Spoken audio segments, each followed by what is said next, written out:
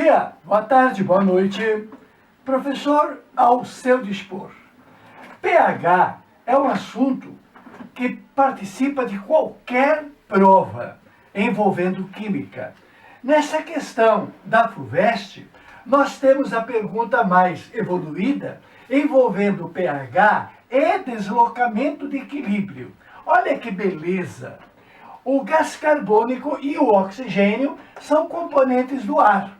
Naturalmente, o ar é formado de 78% de nitrogênio, 21% de oxigênio e 1% dos demais.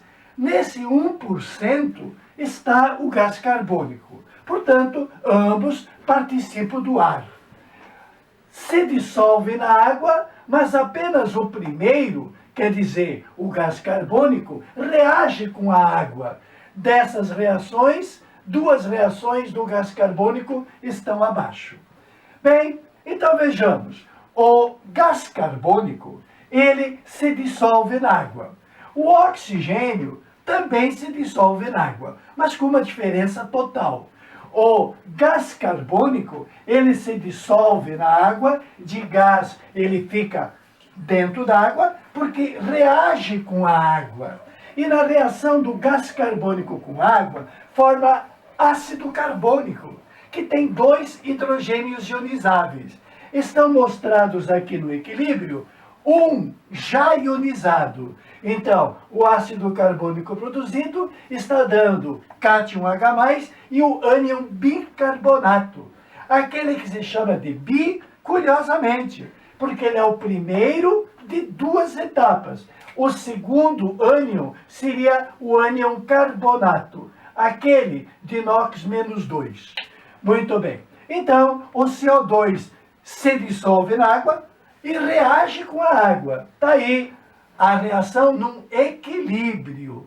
Toda vez que tem flecha para a direita e flecha para a esquerda, admitimos perfeitamente que em um determinado instante as velocidades tenham se igualado.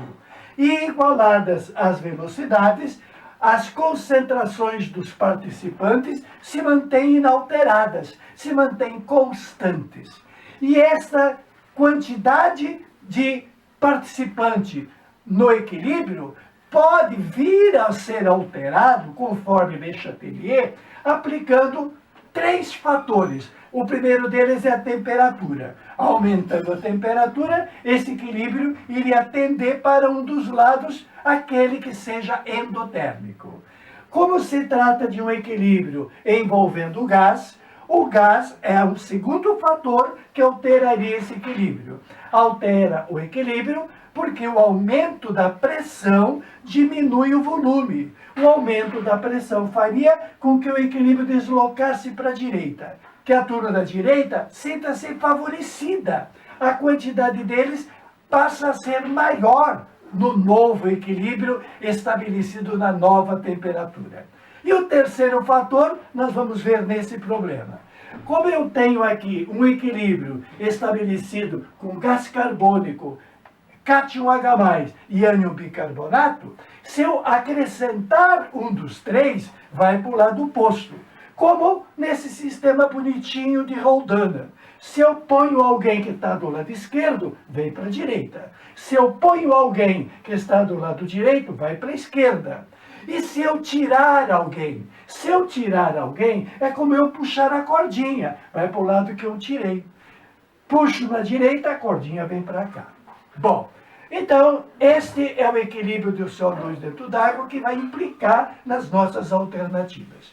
E a segunda reação, o gás carbônico reagiu com a água, ionizando o ácido carbônico produzido. E o gás carbônico também reage com a água, desde que tenha esses 2 fatores.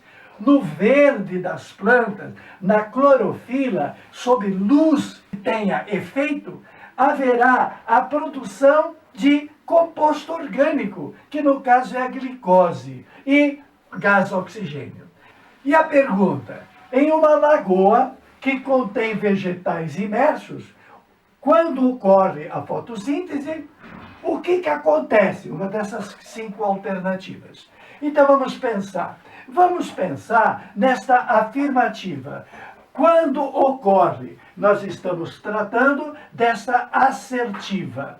Ocorrendo a fotossíntese, haverá produção de glicose. Aliás, um detalhe importante, a glicose é um produto orgânico, porque apresenta carbono e essa substância é caracterizada por pertencer a um grupo funcional, que no caso são os carboidratos, com funções bem determinadas. Enquanto que o CO2, a despeito de ter carbono, não é orgânico. O CO2 é inorgânico, porque ele não pertence a grupo nenhum.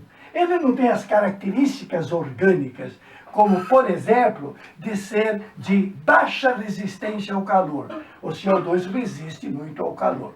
Nesse caso, reagiu com água. Então, na assertiva, houve fotossíntese. Houve fotossíntese, o que acontece? Tu está tirando o componente CO2 do equilíbrio de cima. Ao haver a fotossíntese, ao haver a produção de glicose, ao haver a produção de oxigênio, tu está tirando aquele gás que está lá na lagoa.